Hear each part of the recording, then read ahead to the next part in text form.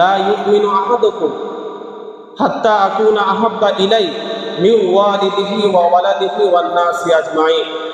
আল্লাহর নবী সাল্লাল্লাহু আলাইহি ওয়াসাল্লাম এই হাদিসে পাকের মধ্যে বলেন যে দুনিয়ার যত কিছু আছে সব চাইতে বেশি মহব্বত আমার প্রতি হতে হবে। আল্লাহর নবী বলে যে আমার প্রতি মহব্বতবিহীন কোনো বান্দা ইমানদার বলে নিজেকে পরিচয় দিতে পারবে না। নবীর ভালোবাসা, নবীর মহব্বত যদি কারো দিলে কিঞ্চিত পরিমাণ কম, অর্থাৎ নবীর ভালোবাসা চাইতে নিজের মার ভালোবাসা যদি একটু বেশি হয়, যে নবীর ভালোবাসার চাইতে আপনার সন্তানের ভালোবাসা যদি একটু কিঞ্চিত পরিমাণ যদি বেশি হয়, আপনি মুমিন না।